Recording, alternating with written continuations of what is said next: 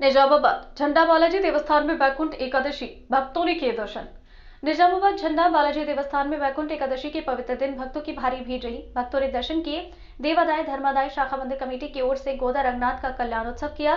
इस अवसर पर मंदिर कमेटी चेयरमैन जय गोपाल ने सबको वैकुंठ एकादशी की शुभकामनाएं दी और कहा, धनुर्मास के महीने भर कुमकुम अर्चना, विष्णु पारायण, पूजा अर्चना चलती रहती है। वैकुंठ एकादशी पर उत्तर द्वार दर्शन के लिए उत्तर द्वार खोलकर भक्तों को दर्शन करवाया गया। 30,000 भक्तों ने दर्शन लिए। देवादाय कमेटी ईवो निंजापल्ली वेणु ने कहा कि सुबह 4 बजे से रात 11 बजे तक भक्तों को दर्शन कराया गया है। भक्तों के लिए सभी सुविधाएं उपलब्ध की गई। अनुशासन से पद्धति से लाइन से सभी को उत्तर द्वार से दर्शन कराया। पीने के पानी की व्यवस्था की गई। इस अवसर पर मंदिर कमेटी सदस्य यमगंती रामू गोड़, दोरनाला राजेश्वर, तुम्मा नागभूषण, नरसिंह राव, ज्ञानी विजया, अग्गू संतोष पंडित, नागराज चोरी, आंजनेयुलु इस अवसर पर भाग लिया। तेलंगाना निजामाबाद नव भारत समाचार से जुगल पांडे की रिपोर्ट।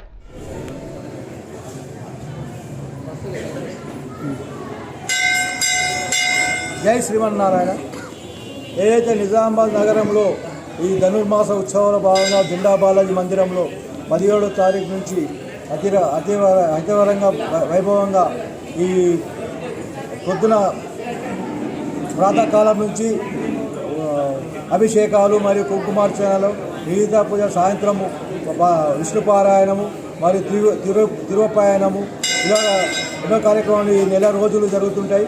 అలాగే ఈ ధనుర్మాస భాగంగా మన వైకుంఠ ఏకాదశి రోజు ఉత్తర ద్వారం ద్వారా దర్శనం చేసుకుంటే భక్తులకు కోరుకున్న కోరికలు తీరుతాయని ప్రగాఢ విశ్వాసము.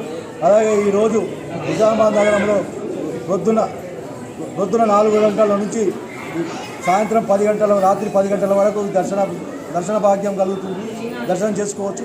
అలాగే ఈరోజు ఉత్తర ద్వారం ద్వారా దర్శనం చేసుకునే వైకుంఠ ఏకాదశి రోజు దర్శనం చేసుకునే వాళ్ళ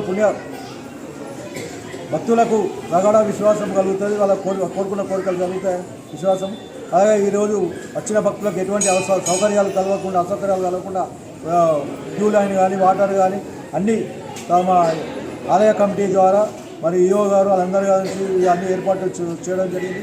అలాగే ఈరోజు కనీసం ఒక 30,000 మంది భక్తులు దర్శనం చేసుకున్నారు. జై శ్రీమన్నారాయణ.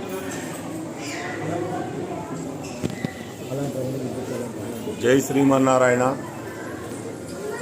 ఈరోజు ఈ నిజామాబాద్ పట్టణంలోని జెండా బాలాజీ ఆలయంలో ఈ వైకుంఠ ఏకాదశిని పురస్కరించుకొని ఉదయం నుంచే ఈ ఉత్తర ద్వారం ద్వారా భక్తులు దర్శనాలను చేసుకుంటున్నారు. దీనికి గాను మేము ఎండోమెంట్ తరఫున అలాగే మా కమిటీ చైర్మన్ గారు, మెంబర్లు అందరూ కష్టపడి నిన్నటి నుంచి భక్తుల గురించి సౌకర్యాలను ఏర్పాటు చేయడం జరిగింది.